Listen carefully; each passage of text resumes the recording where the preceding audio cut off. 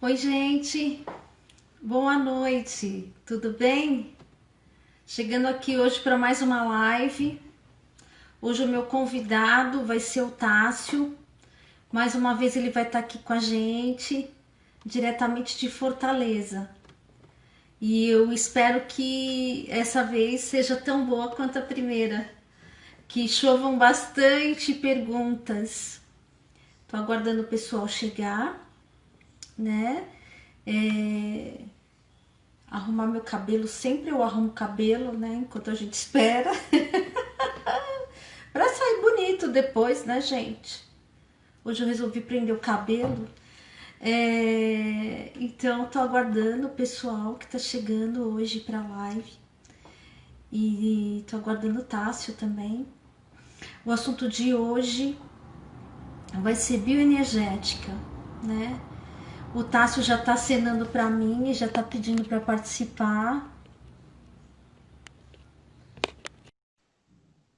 Vamos aguardar o Tássio entrar. Oi, Tássio. Chegamos Oi, cedo hoje. oi, Silvia. Boa noite. Tudo bom? Boa noite. Namastê. Tudo Namastê. bem? Deixa eu ajeitar minha câmera aqui.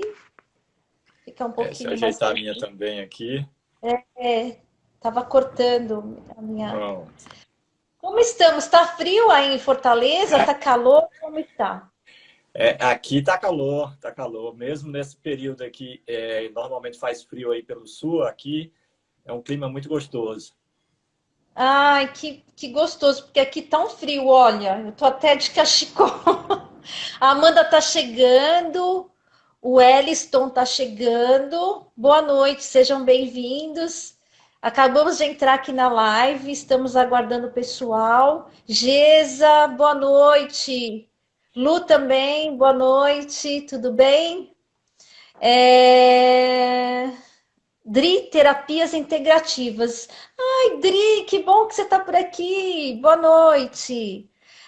Gesa, boa noite.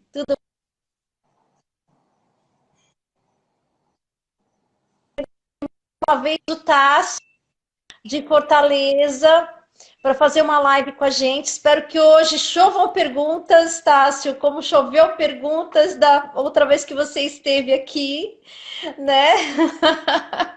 O assunto de hoje também é muito interessante, é bioenergética. Lu tá falando, boa noite, Tássio.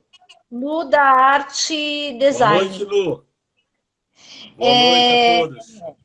Mirela, boa noite, tudo bem?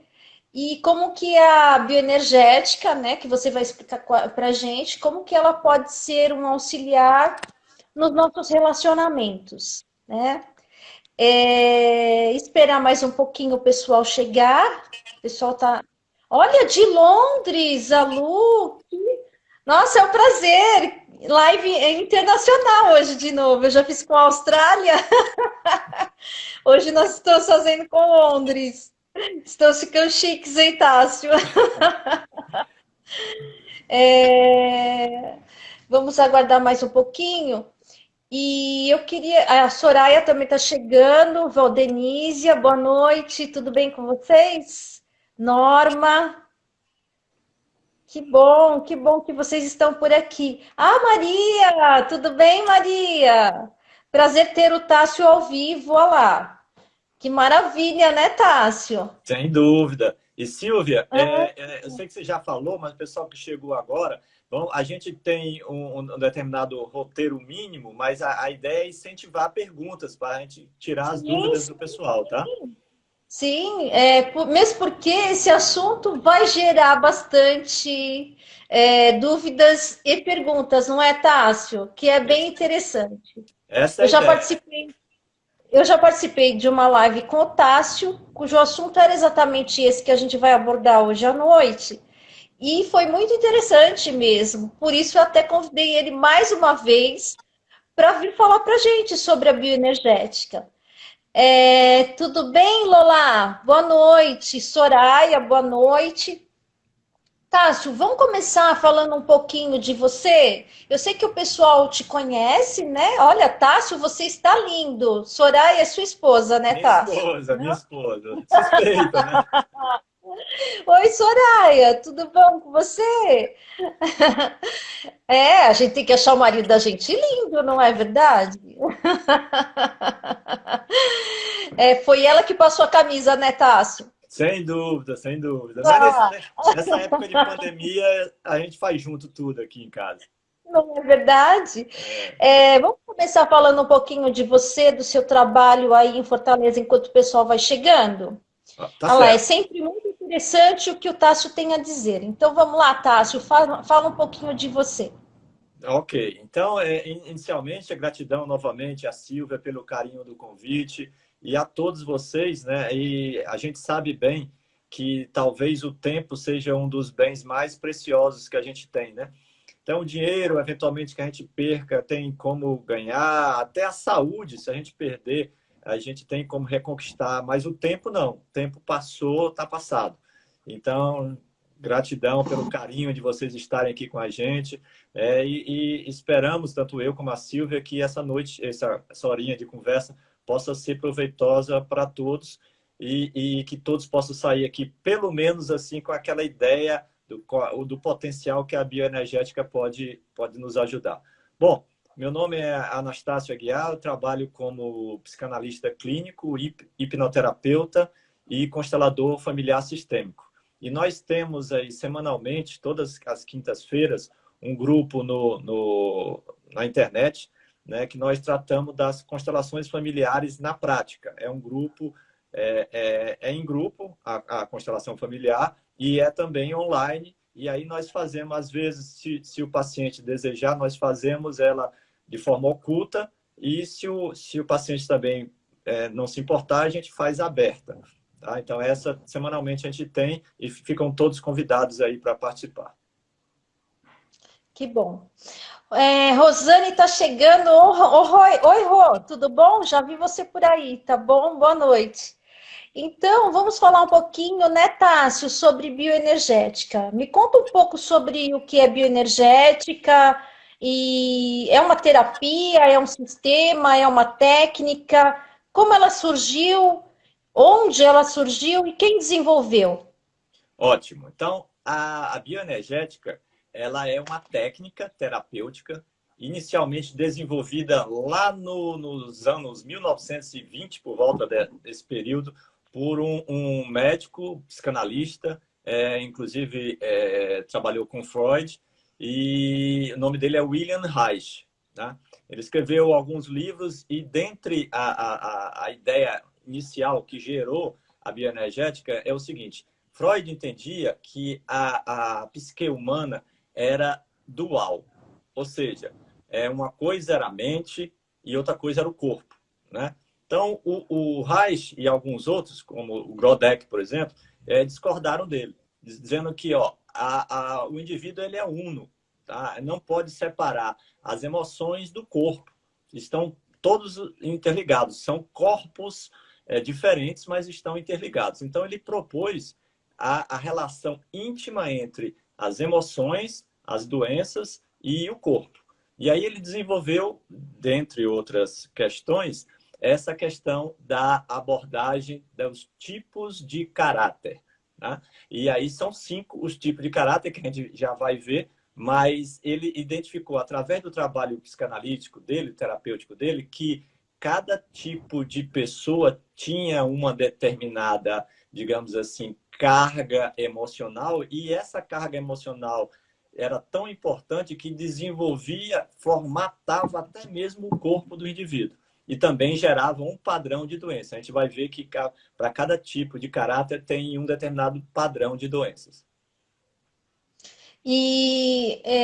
Eu queria saber um pouquinho mais sobre esses tipos de caráter, né? Qual é a relação, por exemplo, entre o corpo e a mente nessa técnica terapêutica? E é possível, então, classificar os tipos de comportamento, personalidade e até de caráter com essa técnica? Quais são esses tipos de caráter? Certo. É importante a gente ter ideia que todo esse trabalho desenvolvido por Reich, ele é um trabalho de facilitação do procedimento terapêutico. Então, ele é uma ferramenta que vai facilitar o terapeuta compreender e dar a melhor resposta para o paciente. Tá?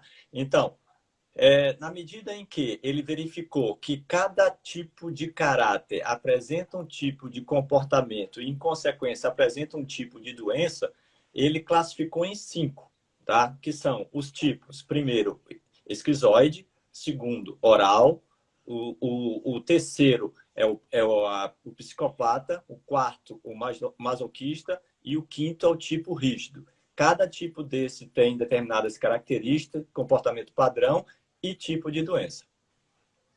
E quais seriam, você poderia falar para a gente, assim, quais seriam as características, os comportamentos desses tipos? Perfeito. Mas primeiro vamos entender como são gerados esses tipos de caráter, né? Então a gente vai começar desde o útero materno. E aí, obviamente, o que eu vou falar aqui é de uma forma muito resumida. Nós temos um tempo bem curto, mas é apenas para incentivar vocês a estudar, a conhecer mais a temática. Se aprofundarem, né? Isso. Então, basicamente o tipo de caráter se forma a partir da resposta que o indivíduo dá ao... Deixa eu só te fazer uma pergunta, Tássio. Além dos tipos de caráter, existem outros principais fundamentos nascidos na bioenergética? Porque senão a pergunta passa, né? E a gente não consegue responder. Desculpa. A pergunta da Amanda. O tipo de caráter é apenas uma parte da bioenergética. A bioenergética e por sinal, uma das coisas que ela é mais conhecida, a bioenergética, são exercícios físicos, manipulação do corpo para que sejam resolvidos problemas emocionais. Então, nossa, eu andei pesquisando isso, eu adorei essa parte. Depois eu vou dar uma aprofundada um pouco mais. E um dos livros mais clássicos dessa temática é esse aqui, ó, O Corpo em Terapia. Ele é o fundamento para quem quiser estudar, conhecer melhor a temática. Comece por esse aqui, que é o livro clássico.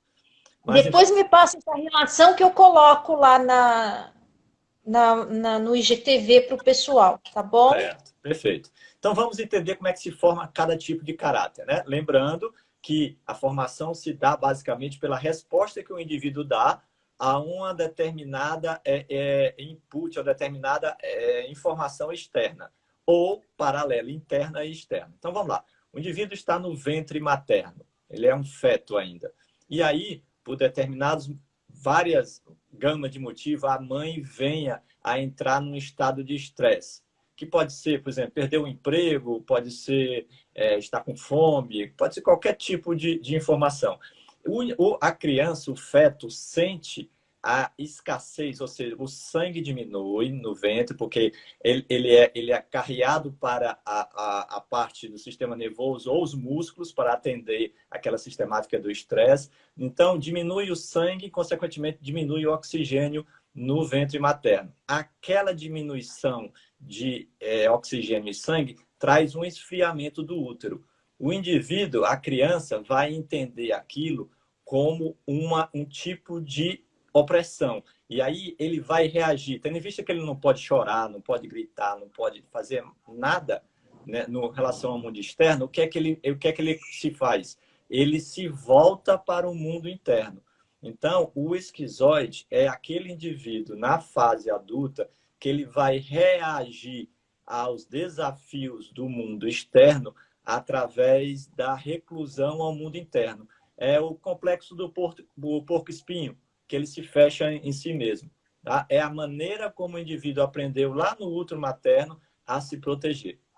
Então, aí formou-se o primeiro tipo, que é o tipo esquizoide. Lembrando, um detalhe bem importante da gente citar é o seguinte, que um indivíduo adulto, ele não tem necessariamente um único tipo. Ele pode ter um entrelaçamento de vários tipos ou de todos os tipos. Tá? Bom, beleza. Vamos supor que o indivíduo nasceu, não teve nenhum problema na fase intrauterina, nasceu e do nascimento até 2 anos de idade, ele está sujeito a outro tipo de enfrentamento das adversidades externas. Vamos supor que a mãe dessa pessoa, dessa criança, acabou a licença maternidade, precisa sair, precisa viajar, precisa trabalhar, A precisa... Soraya, não querendo te atrapalhar, mas a Soraya está perguntando, poderia dar um exemplo de uma pessoa personalidade esquizoide? Ah, bem lembrado, Soraya. Poderia sim. O exemplo clássico que a gente tem é aquele cientista Stephen Hawking ou até mesmo o Chico Xavier. Chico Xavier é um padrão. Ah, já falando em esquizoide, todos esses tipos têm um padrão de biotipo físico. O tipo esquizoide é um tipo longilíneo, é uma pessoa que tende a ser magra, tá? E teria N outras características que eu poderia citar aqui, mas só o tempo não permite. É. O segundo tipo é o tipo oral. Tá? O tipo oral é quando aquele indivíduo, aquela criança, foi teoricamente abandonada pela mãe, porque essa é a leitura da criança ao a mãe demorar a retornar para casa, ele se sente abandonado. Então, esse sentimento de abandono faz o quê? Lá no esquizoide, ele não podia fazer nada, só se voltar ao mundo interno. Tá? Na criança, ele já pode chorar. Então, aí ele chora como resposta àquele suposto abandono. Então, essa é a palavra-chave do oral. E o oral desenvolve algumas características. Como ele começa a exercitar muito cedo o chakra 5, que é o chakra da oralidade, porque está gritando, está chorando, então ele vai ser um excelente argumentador.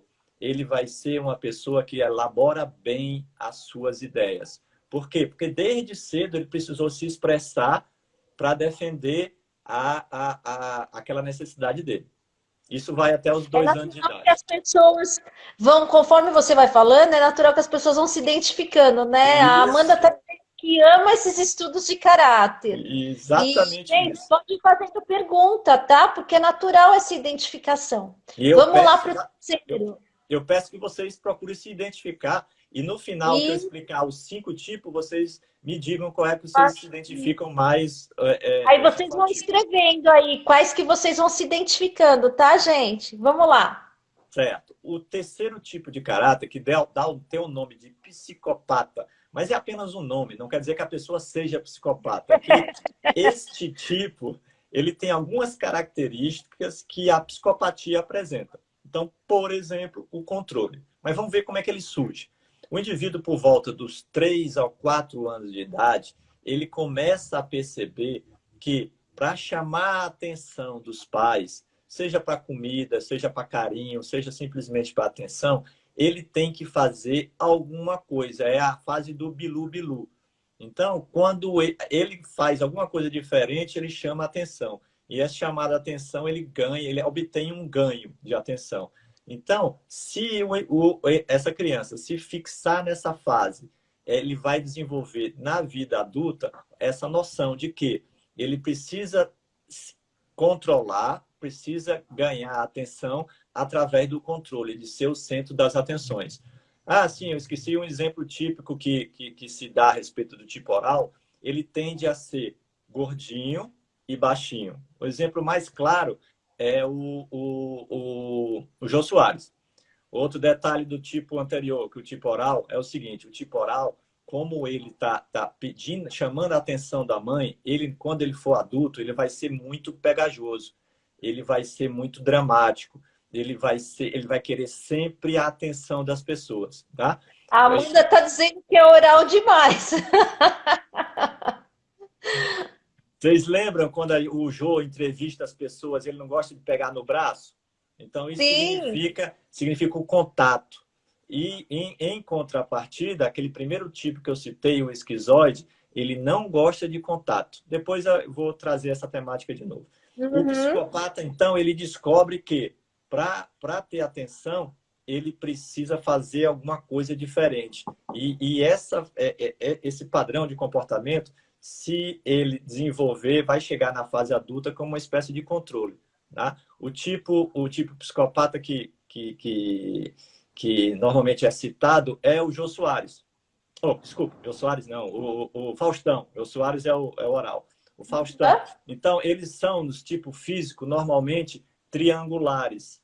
As costas largas, tá? E a cintura fina. Tá? E tendem a querer ser sempre o centro das atenções. Passado dessa fase, aí por volta dos 4, 5 anos de idade, a criança, ela Tem uma perguntinha aqui, Tássio, não quero te atrapalhar. E uma criança que vem de uma gravidez gêmeas ou múltiplas? Pois Eu acho que ela quer dizer se tem dois tipos, né? Ou se elas nascem com o mesmo tipo. Excelente. Quer responder agora já? Pode ser, pode ser.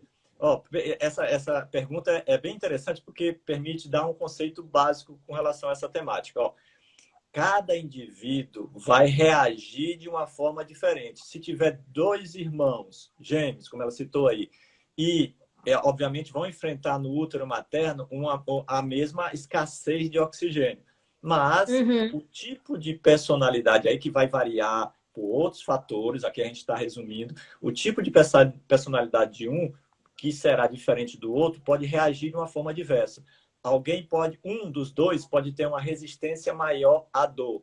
Se o indivíduo tiver uma resistência maior à dor do que o outro, ele vai lidar melhor com aquele sofrimento. E aí ele não vai desenvolver essa couraça. Couraça é o termo que William Reich, que eu citei para vocês, que é o criador da bioenergética, desenvolveu. Ele dizia o seguinte, que nós desenvolvemos couraças de proteção em volta dos nossos chakras, para que nós não soframos. Vamos lá. 4º tipo é o tipo masoquista. Como eu falei, por volta de 4 ou 5 anos de idade. A criança aí ainda não tem o controle completo do esfíncter. E, normalmente, quando ela faz cocô na fralda e tudo mais, e os pais ou os parentes estão querendo que ela já se livre disso e não se livra, dependendo da abordagem que as pessoas tiverem com a criança naquele momento do controle do esfíncter, está fedendo, quando é que essa criança vai aprender a controlar e tudo mais? Então, esse tipo de atitude humilha a criança. Então, ela se sente humilhada. Criança que não consegue lidar bem com a humilhação, ela desenvolve esse tipo do masoquista. No futuro, vai ser um adulto em que ele vai ter grande dificuldade de ser leve, porque ele fica tenso. Sempre será uma pessoa tensa. E as pessoas tensas têm várias características. Uma delas é o seguinte, elas precisam de muita energia para fazer pouco. Então, são pessoas que, às vezes, lutam, trabalham e não saem do lugar. Tá sempre ali, como se fosse uma areia movediça. Quanto mais força ela faz, mais afunda. Então, por quê? Porque ela não... que tá chegando agora, Tássio, dizendo, eu perdi os anteriores. Depois, gente, se der tempo, a gente repassa, tá? Tá certo. Porque, na realidade, o nosso problema é o tempo. Exato. A Soraya até deu força aí, escreveu a sequência do que já foi. Aí, depois, a gente dá uma repassada, se der tempo, tá? Beleza. Estamos no masoquista. Então, o adulto masoquista tem essa característica. Ele não lida bem com mudança. Ele é muito tenso. Tudo ganha uma proporção de tensão. Ele não é uma pessoa leve. E, obviamente, vai encontrar suas dificuldades no decorrer da vida, né?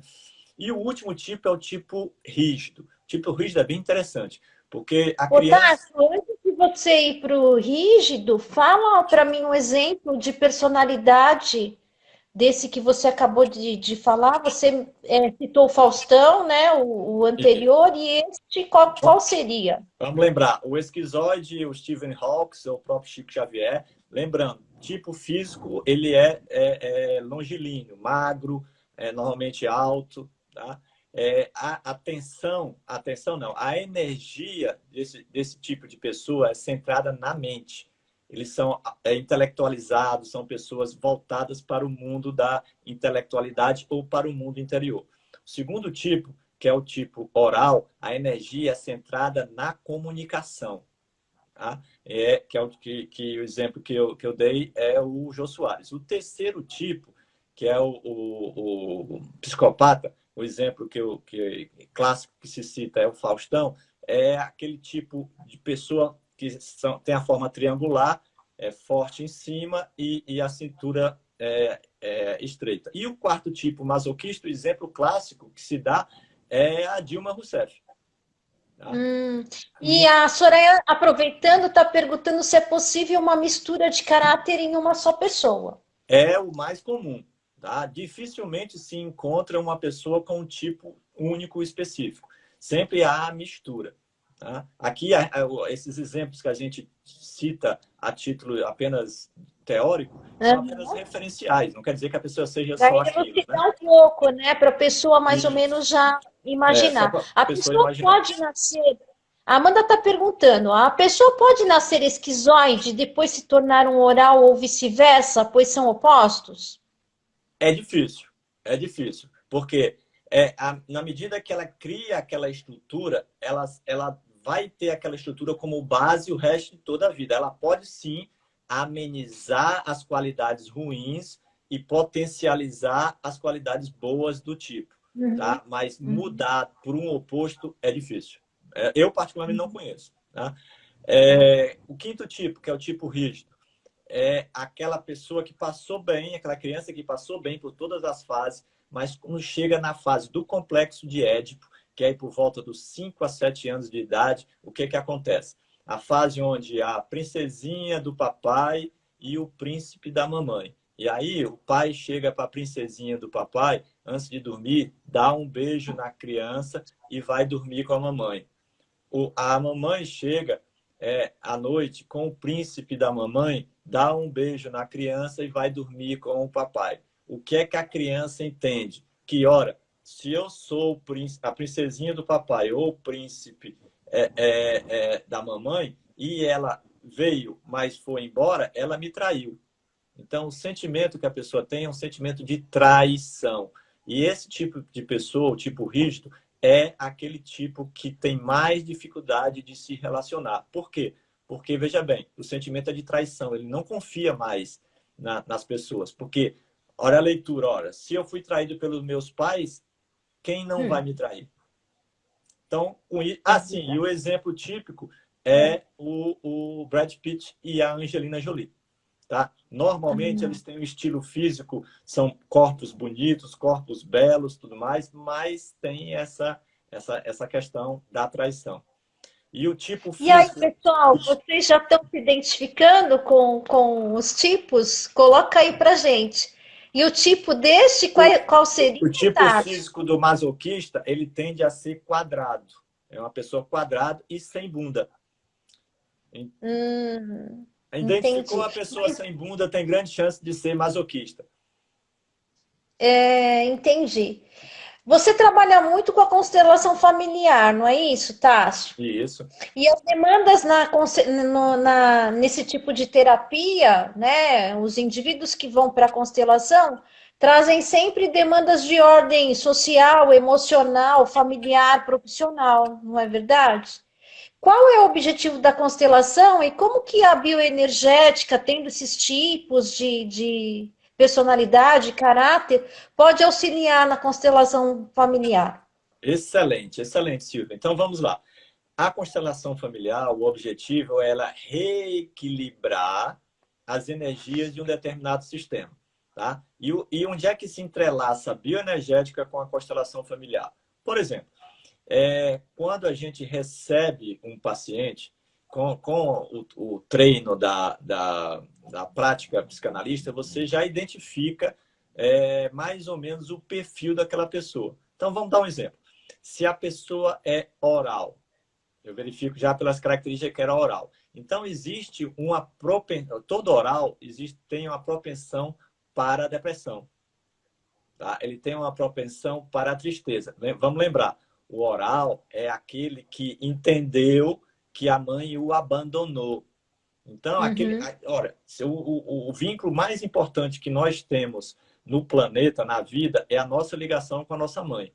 Se nós entendemos que a mãe nos abandona, então aquilo dá uma tristeza profunda. E esse é o fundamento da depressão, é a tristeza de não ser amado pela mãe. Claro que isso só está na cabeça do oral, mas ele acredita nisso. Então, se a gente identifica que a pessoa é oral, a gente vai usar as ferramentas da constelação familiar para trabalhar aquilo que a pessoa traz. E normalmente para o oral é a sensação de abandono, é a sensação de que não é amado, é a sensação de afastamento das pessoas que mais amam. Que ótimo, né? Aliar terapias, né? As técnicas, utilizar as ferramentas, né? A gente acaba tendo um leque maior, né? Para atender esses tipos de demanda. É ótimo isso. Eu também costumo aliar algumas técnicas, sim. Na sociedade em que a gente vive, né, Tássio, o corpo da gente é sempre condicionado, limitado, doutrinado, para inclusive ser inserido num modelo padrão, não é verdade? Com isso vem tensões musculares, frustrações e somatização, né? Obviamente, vem os bloqueios, né, nesse fluxo de energia que a gente tem. E como não falar de bloqueio de fluxo de energia sem falar de chakras, né? Então, vão surgir desequilíbrios nos chakras, né? Devido a essas frustrações. E qual seria a relação do chakras com a bioenergética? É possível equilibrar e harmonizar os chakras através da bioenergética? A Benê está falando que parou. Se alguém mais tiver problema aí dizendo que parou, por favor, coloca pra gente saber, tá bom? Aqui tá tudo normal para mim, acho que pro Tássio também, né, Tássio? Estou ouvindo bem, normal, normal. Né? Então, vamos lá. Então, vamos entender. Existe, sim, a relação entre os chakras, a bioenergética e o tipo de problema que aquela pessoa vai enfrentar. Então, por exemplo, vamos lembrar, como eu havia dito anteriormente, o William Reich, ele diz que o indivíduo ele vai criar as couraças, ou seja, aqueles mecanismos de proteção em volta de cada chakra. Então, vamos pegar um exemplo qualquer. Uma pessoa, o tipo rígido, que tem problema com relação à confiança, porque ele se sentiu traído. Então, ele vai desenvolver uma couraça em volta do chakra 4, que é o chakra do coração. E aí, o que é que vai acontecer com ele? Quando o indivíduo... E aí, eu estou dando o exemplo do chakra 4, mas pode ser qualquer outro chakra. Quando o indivíduo se protege, criando uma couraça em volta do chakra, ele não vai sofrer. Mas, em consequência, ele também não vai viver, porque ele não vai se relacionar. Então, tende a ser uma pessoa fria, por isso é o tipo rígido. O rígido é uma pessoa fria, o rígido é uma pessoa orgulhosa, o rígido é uma pessoa que não se conecta. Por que ele não se conecta? Porque tem uma couraça em volta do coração. Tem uma pergunta aí. Só que ficou tão grande a pergunta que eu não consigo ler tudo. Peraí, Tássio, é possível passar pela vida sem ter desenvolvido nenhum tipo de caráter? É possível ser totalmente resolvido? No exemplo de Cristo, como poderia classificarmos seu tipo de caráter? Puxa, essa... Você consegue saber as três? O que é que eu passo? É possível passar pela vida sem ter desenvolvido nenhum tipo de caráter? É a primeira. Não. É possível ser totalmente resolvido? Na primeira, não. Tá? Por quê? Porque nós somos pessoas que estão susceptíveis às influências externas. Nós vamos, invariavelmente, desenvolver algum tipo de proteção psíquica, algum tipo de proteção com relação às nossas dores. Então, dependendo do tipo de proteção que a gente desenvolve, cria-se o tipo de caráter. Qual foi a segunda, Silvia? É possível ser totalmente resolvido? Também não. Também não. Enquanto estivermos aqui, estaremos em processo. Aliás, estamos aqui para isso, né? No exemplo de Cristo, como poderia classificar o seu tipo de caráter? Excelente pergunta. Eu nunca tinha pensado, mas vou pensar agora. Me parece que Cristo tinha muito do esquizoide. O que é o esquizoide? É aquele indivíduo que tem o mundo dele, o mundo do Pai, no caso de Cristo. Tá? Uhum. Então, essa ligação era só dele com o Pai. Então, isso quem faz de uma forma exuberante é o esquizoide. Então, o esquizoide tem uma facilidade muito grande de desconectar da realidade, tá? E se conectar com o seu mundo interno. Por exemplo, e aí eu destaco aqui para vocês, pessoal, às vezes ocorrem grandes desentendimentos a partir do desconhecimento do tipo de caráter. Por exemplo, eu atendo várias pessoas, as mulheres principalmente, sejam marido, seja esposa, seja namorada, seja noiva, que chegam reclamando de seus parceiros, dizendo o seguinte: ah, o fulano até parece que gosta de mim, mas não me dá um abraço. Pessoal, esquizoide, por exemplo, não gosta de abraço. Então, às vezes, a pessoa tem um amor enorme pela outra, mas só por não dar um abraço, que é a característica do esquizoide. O esquizoide, ele é o porco-espinho, ele não gosta de contato físico. Então, só por essa característica, as pessoas podem mal interpretar. E se conhecesse a bioenergética, se conhecesse a técnica, poderiam ver determinados comportamentos com outros olhos. Compreender melhor.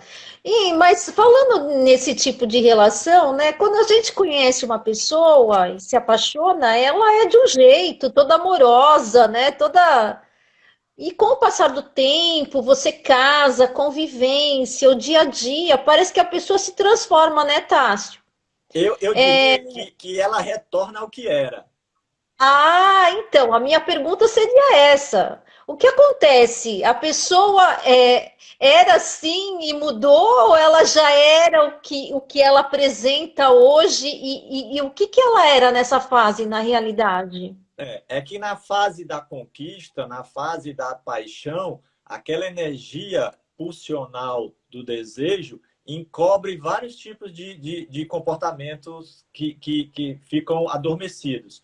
Quando aquela tendência, a paixão vai diminuindo, aqueles comportamentos que são o da natureza da pessoa, vão aparecendo.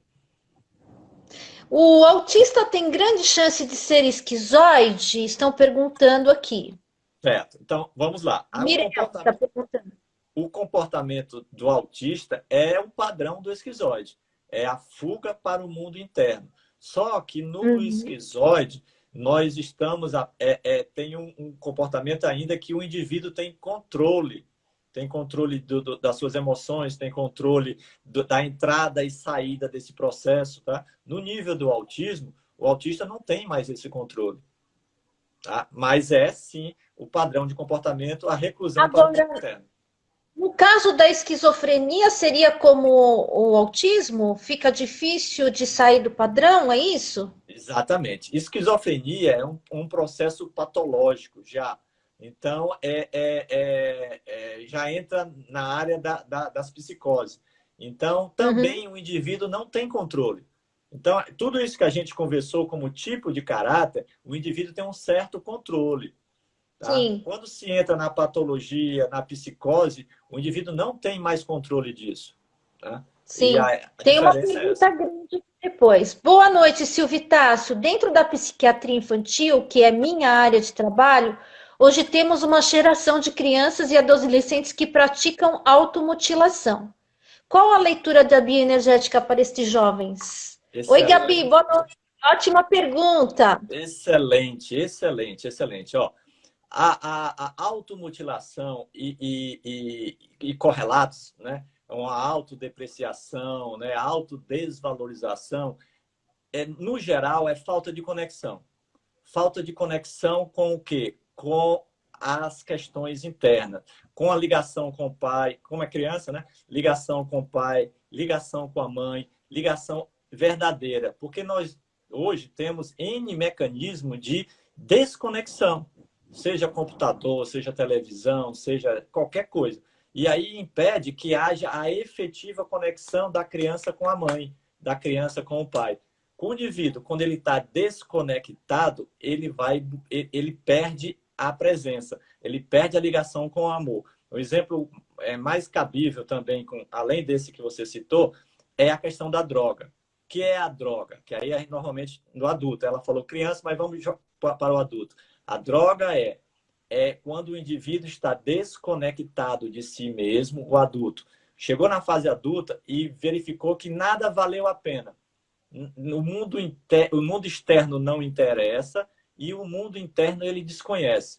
Então, ele vai buscar o quê? Ele vai buscar a droga. A droga é que vai lhe dar o prazer que deveria ter a partir do mundo interno, a partir do seu sentimento, a partir da perspectiva da subjetividade. Além de ser a droga também, aí já na constelação familiar sistêmica, a droga é um substitutivo para a falta do pai. Toda pessoa que tem problema com droga teve falta de força do pai, falta de conexão com a figura paterna. Por quê? Qual é a explicação disso? Quem dá o limite é o pai. Então, quando não há pai ou quando não há força paterna, o indivíduo não tem limite. E falta de noção de limite é entrar na droga, por exemplo. Ô, Tássio, estão me perguntando aqui, é a Ju que está perguntando. Oi, Ju, boa noite, tudo bom? Com o passar dos anos em um relacionamento, nos tornamos esquizoide? Olha, Ju, aliás, deixa eu explicar mais uma pergunta aí. Um relacionamento pode transformar a gente de um tipo para o outro? Um relacionamento amoroso? Aí eu faço a ligação com aquela pergunta inicial da Amanda. Não há transformação abrupta de tipo, de caráter, pelo menos dentro de um processo normal. O que há é o indivíduo, ele pode desenvolver a parte, digamos assim, boa do tipo e pode minimizar a parte negativa. O indivíduo nasce sendo esquizoide, transformado em moral. Gente... A gente está sempre sendo enganado, né, Tássio? Pelo que eu estou percebendo. Tem uma pergunta aqui, ó. A constelação familiar funciona para autistas? Vamos lá. Constelação familiar, quando o paciente procura, ele tem que ter uma demanda específica. Então, se a pergunta estiver se referindo por a mãe de um autista, o pai de um autista procurar para trabalhar a relação dela com o autista, a resposta é sim. Uhum. Sim, pode ajudar e muito. Uhum. A bioenergética faz a gente compreender melhor esses tipos, né, de caráter, de personalidade, compreender, né, as pessoas. A gente está sempre buscando o autoconhecimento, né, Tássio? Principalmente nos dias de hoje, né, o autocuidado, o autoconhecimento, toda essa gama de ferramentas que a gente tem. Como que a bioenergética pode auxiliar no sentido do autoconhecimento? Pois é. Veja bem, aí a gente retorna até a fazer uma conexão com aquela pergunta anterior da criança que eu citei, o problema da conexão. Qual é a importância da bioenergética fora do quadro terapêutico, mas sim no processo de autoconhecimento? É o seguinte, sim, que o indivíduo procure conhecer essas técnicas, essa postura, para verificar quais são as suas potencialidades, como é que a sua personalidade foi gerada, quais são as suas dificuldades, para quê? Para procurar elevar o nível da sua dificuldade no sentido de procurar ser uma pessoa melhor. Por exemplo, no caso do oral. O oral é extremamente carente. Então, se o indivíduo se reconhece carente, tá? Ele tem que trabalhar aquela carência para que não fique susceptível a uma doença, por exemplo, como a depressão. Então, essa é a importância da ferramenta. Inclusive, ela existe para isso, para que o indivíduo possa se auto-reconhecer e se auto-cuidar. É como se existisse, então, a gente tem o lado sombra, né, e o lado luz, é como se a gente conhecesse esse aspecto mais sombrio da gente para poder migrar para para outro lado, é isso? Segundo Jung, essa tua assertiva não estaria muito adequada, porque Jung fala o seguinte: Carl Gustav Jung, o pai da psicologia analítica, ele diz que toda sombra tem que ser integralizada. Então, a sombra tem que ser descoberta não para ser evitada, mas sim para ser integralizada, porque a sombra é uma fonte enorme de coisa boa, por exemplo, criatividade. O processo criativo vem das nossas sombras. Se nós queremos afastar a nossa sombra, nós estamos perdendo a conexão com o mais profundo que tem em nós. Uma vez eu estava até em São Paulo aí, viu, Silvia? Ministrando um curso, e aí uma aluna chegou e perguntou, ela fez até essa expressão: como é que eu faço para tirar isso daqui e jogar no lixo? Nossa. Não pode fazer. Não tem como pegar uma energia sua e jogar no lixo. O que pode fazer é pegar uma energia sua e ressignificá-la. Em vez de ela lhe dar problema, você vai transformá-la para ela se tornar o seu potencial. Que ela está ali não é para lhe atrapalhar. Ela está ali para mostrar que existe uma nova perspectiva que você deve adotar para que aquela energia possa se transformar em coisa boa para você. Ótimo. Reinventando sempre, né? Deixa eu te perguntar uma coisa. Tem uma pergunta aqui da Fátima. Fátima, boa noite, tudo bem? Que bom ter você por aqui novamente. A constelação familiar pode ajudar a um adolescente que está com depressão ou tentou suicídio? Pode e muito. É Fátima, né? Fátima, a temática do suicídio é na constelação familiar que eu encontrei as melhores respostas. Pela constelação familiar, a abordagem que o Bert Hellinger dá com relação à temática de suicídio é sensacional. E muitos problemas podem ser evitados se a pessoa se predispusesse a fazer uma constelação familiar. É bem interessante a abordagem sistêmica da temática do suicídio.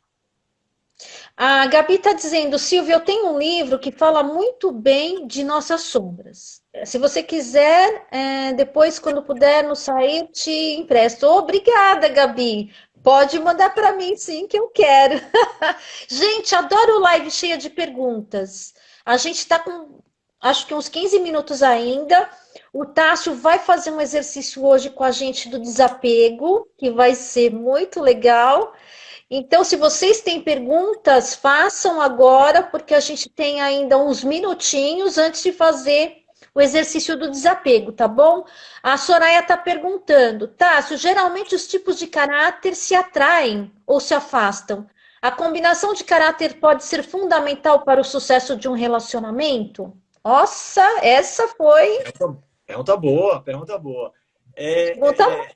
Não há essa ligação entre afastamento ou aproximação. Elas podem ocorrer, tá? Mas não é necessariamente verdadeira, porque existem uma centena de aspectos que aproximam, ou podem aproximar ou podem afastar as pessoas. Dentre elas é o tipo. Então, ela é importante, mas não é essencial para aproximação ou afastamento. E qual foi a segunda parte da pergunta, Silvia? A combinação de caráter pode ser fundamental para o sucesso do relacionamento? Sem dúvida. Não só a combinação do caráter, mas cada um entender por que o outro age a partir daquele determinado comportamento. Fulano de tal está agindo assim porque a ênfase da personalidade dele é a ênfase esquizoide, é a ênfase rígida. Então, a partir dessa compreensão e do diálogo, obviamente, tem que ter uma questão que poderia gerar um grande problema, pode, na verdade, até aproximar as pessoas. Ótimo, gostei dessa pergunta, viu, gente? Da resposta também. Então, posso concluir que o trabalho interno não é só para transformar em outra pessoa, e sim saber lidar com as próprias características para melhor viver.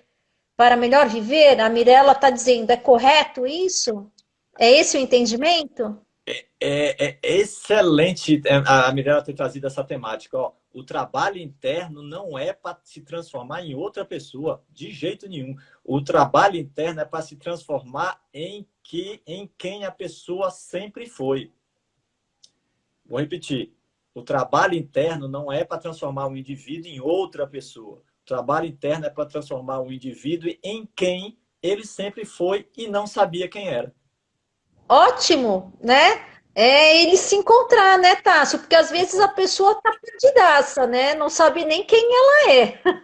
Exatamente, é por aí. E através, não é verdade? E através dessas técnicas, dessas formas da gente poder se conhecer melhor, ter esse entendimento é muito importante. A Lu tá dizendo o seguinte: salva esse vídeo que a coisa tá ótima, que bom. É a busca para a nossa melhor versão, a Amanda tá dizendo?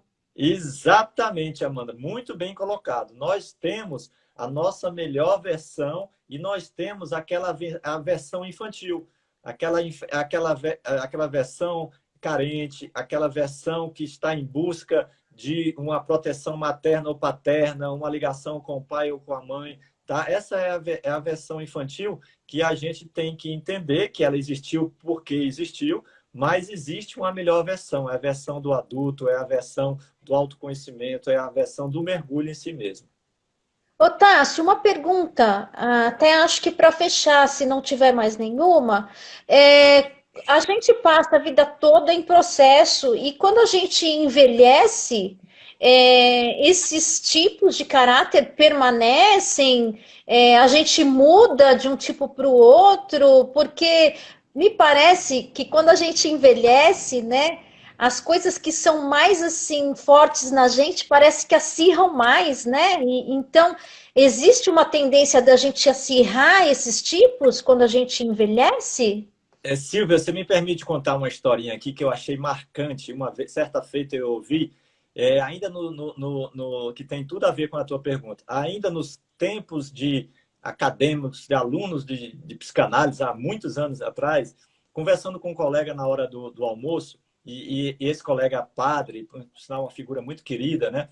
E aí ele me contou a seguinte história. Ele disse que alguns anos antes ele tinha sido designado para trabalhar no lar que cuidava de padres mais velhos, né? E aí ele chegou lá e ele se assustou porque ele verificou que alguns padres, tá, já de idade, já senil, já perderam a noção, já estavam com Alzheimer ou algum tipo de doença como essas. O que aconteciam? Esses padres, eles começavam a dizer palavrões, eles se masturbavam no pátio, eles saíam correndo, andando nus. Então, veja bem, qual é a justificativa desse processo? E aí eu vou abrir um parênteses aqui para citar novamente Jung. Jung diz o seguinte, que, trazendo a temática que você trouxe, que é a questão do envelhecer, nós temos duas fases na vida. Até a metade da vida, nós devemos dedicar a ganhar vida, trabalhar, conquistar, fazer família e tudo mais. A partir da segunda metade da vida, nós temos que nos preparar para a morte. Tá? E esse preparar para a morte passa por mergulhar em si mesmo.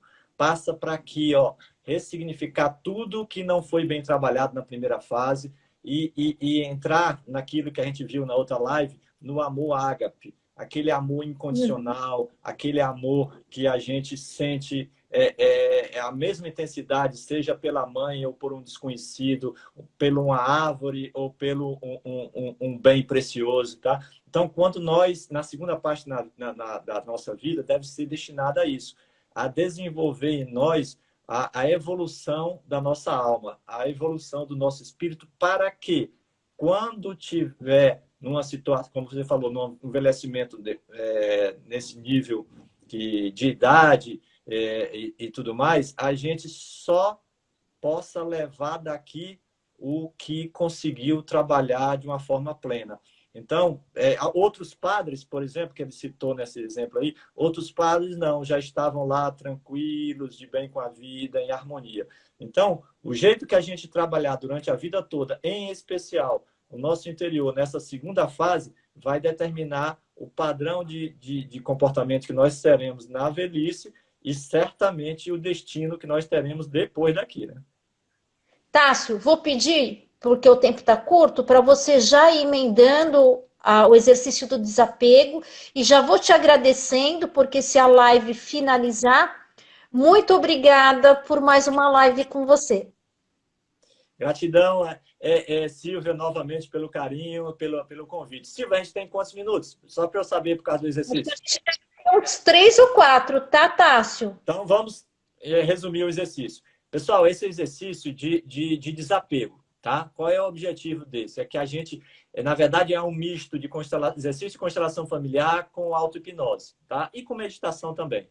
Então, eu vou pedir para vocês que vocês pensem num tema que vocês têm problema de desapego. Como, por exemplo, julgamento. Como, por exemplo, falta de perdoar as pessoas. Então, pense numa temática, 5 segundos para vocês pensarem. Mentalmente, aí, escolha um tema. Beleza. E agora, vamos pegar agora esse tema, imaginar, fechem os olhos, por favor, imaginem um balão vermelho e escrevam neste balão vermelho esta palavra que vocês precisam trabalhar o desapego, certo? E, ótimo, balão. Quanto maior for o balão, maior é o problema que vocês têm. É a dificuldade de desapegar. Quanto mais vermelho for o balão, mais é o nível de apego. Quanto mais rosinha for o balão, mais é o nível de menor é o tipo do problema. E agora eu vou pedir que vocês imaginem que vocês estavam na mão direita de vocês, esse balão, e vocês sopraram. E aí esse balão vai indo embora no horizonte, cada vez mais distante, cada vez ele vai se afastando mais.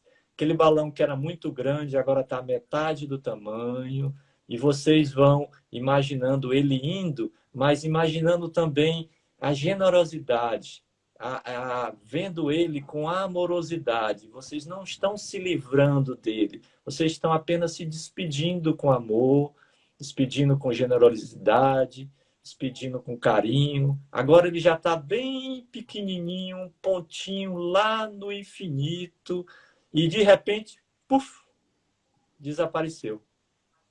Podem abrir os olhos. Quem quiser contar a sua experiência aí, o que é que achou do balão? Coloca a palavra pra gente. No meu caso, eu escolhi perdão. E você? Qual é a palavra que você escreveu, que se você escolheu para o desapego? Escreve aí pra gente. Enquanto eu me despeço do Tássio, né, Tássio? Porque o tempo aqui não deu a contagem regressiva, mas deve estar curtíssimo, por volta de, acho que 1 minutinho ou 2. Eu quero te agradecer muito, Tássio, por mais uma live aqui com a gente em São Paulo. Gostei muito de fazer lives com você. Olha, estou escrevendo aí julgamento. Escrevam as suas palavras do exercício, gente, para compor lá na live. A hora que eu editar, fica bem bonito. Perdão também, empatou comigo, hein, Ju? Procrastinação. Quais mais palavras? Perdão, puxa, perdão tá. Perdão também, olha. É muito importante o perdão, né, gente? Excelente. Obrigada, Fátima. Então, Tássio, quero te agradecer. Gratidão enorme por mais uma hora de live com você. É sempre ótimo conversar, trazer, sabe, conhecimento, porque as pessoas precisam saber que existem técnicas, existem práticas que elas podem utilizar para se autoconhecer, para melhorar seus relacionamentos, para ter uma vida melhor, uma vida mais feliz, não é verdade? Porque, afinal de contas, a gente está aqui para isso, para viver experiências e para se tornar um ser humano melhor. Tássio, pode falar, encerrar a live, dizer suas últimas conclusões, se você quiser, até da contagem. Ok, novamente gratidão a todos pelo carinho, pela presença, Silvia, mais uma vez, e ratifico o nosso convite para vocês, quem quiser participar das constelações familiares sistêmicas em grupo e online, toda quinta-feira, a gente começa depois da manhã, tá? A gente vai fazer na prática a constelação que devido a essa questão da pandemia, a gente migrou do presencial para a internet. Quem tiver interesse, por favor, manda uma mensagem ou para mim ou para a Silvia, né? Roda de conversa terapêutica, que aí eu passo maiores informações. E é isso aí, gratidão, Gente, namastê. eu que agradeço, Tássio. Gente, a próxima live imperdível vai ser uma oficina de mandalas terapêuticas. A gente vai fazer mandala aqui na live,